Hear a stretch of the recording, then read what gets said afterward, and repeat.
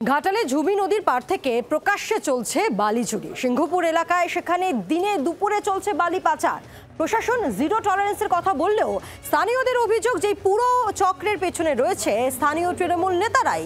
যদিও তৃণমূল কংগ্রেস অভিযোগ করিয়ে দিচ্ছে, থামছে না চর্চা। দিন কয়েক ধরেই বালি পাচারের স্বর্গরাজ্য হয়ে উঠেছে পশ্চিম মেদিনীপুরের ঘাটালের ঝুমি নদী। রাতের অন্ধকারে নয়, একেবারে দিনের আলোতেই চলছে অবাধে বালি পাচার। স্থানীয়দের একাংশের অভিযোগ, সিংহপুর এলাকায় ঝুমি নদীর পার থেকে বালি তুলে নিয়ে যাচ্ছেন একদল লোক, যাদের পিছনে এলাকার তৃণমূল নেতাদের মদত রয়েছে বলেও অভিযোগ। এটা নদী বাঁধ, নদীর খাস জায়গা। কারা কাটছে মাটি? পার্টির লোক। কোথা থেকে নিয়ে যাচ্ছে মাটিটা? নদী থেকে। এটা নদী জেসিবি দিয়ে ট্র্যাক্টরে করে কারা নিয়ে যাচ্ছে?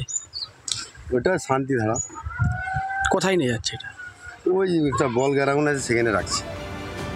নদীর পার থেকে বালি বোঝাই ট্রাক্টর নিয়ে যাচ্ছিলেন চালক কার্তিক জানা। তার সঙ্গে কথা বলেন জি 24 ঘন্টার প্রতিনিধি। জানতে চান বৈধ কাগজ রয়েছে কিনা। কাগজপত্র রয়েছে বলে দাবি করলেও তা দেখাতে পারেননি ট্রাক্টর চালক। কত গাড়ি নিয়ে গেছেন এখনো পর্যন্ত? আমি আজকে সকালে এসেছি, আজকে 3-4 গাড়ি গেছে। ইরিগেশনের সরকারি জায়গা, আমি এটা বলতে পারবো না। অনুমতিপত্র কিছু আছে? আমি এটা বলতে পারবো না। না, এই যে আপনি মাটি নিয়ে যাচ্ছে, তা সিও কেটেছে? সিও আছে? সিও আছে আপনার কাছে? আমার কাছে নেই, বললে পাঠিয়ে দিয়ে। বাড়িতে রয়েছে?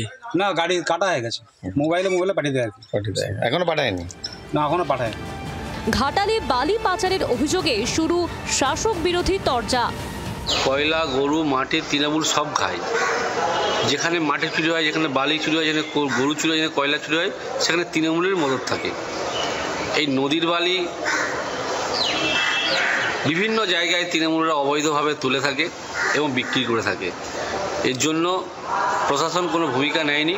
পুলিশ প্রশাসন ব্যবস্থা গ্রহণ করবেন। কোথাও যদি জেনে থাকেন কেউ বালি তুলছে, কোথাও স্টোর করে রাখছে, ইমিডিয়েট প্রশাসনকে জানান, এসডিওকে জানান, বিডিওকে জানান, ওসিকে জানান। 10 ঘন্টা নয়, 5 ঘন্টার মধ্যে ব্যবস্থা গ্রহণ করে তাকে জেলে পোড়া হবে। আমাদের একেবারেই কোনোভাবেই এখানে তাদের মদত দূরের কথা, 0% টলারেন্সও নেই আমাদের। নদীর পার থেকে অবাধে বালি তোলায় সিঁদুরে মেঘ দেখছেন এলাকাবাসী। তাদের আশঙ্কা, আগামী বর্ষায় বাঁধ ধসে নদী গ্রাসে চলে যেতে পারে বহু বাড়ি। প্রশাসনের সর্বোচ্চ স্তর থেকে কড়া বার্তা এলেও বালি মাফিয়াদের দৌরাত্ম্য কমছে না কেন? প্রশ্ন তুলে দিল ঘাটালের ঘটনা। পশ্চিম মেদিনীপুর থেকে চম্পক দত্তের রিপোর্ট, জি 24 ঘন্টা। বাংলার আওয়াজ, বাঙালির আবেগ, জি 24 ঘন্টা।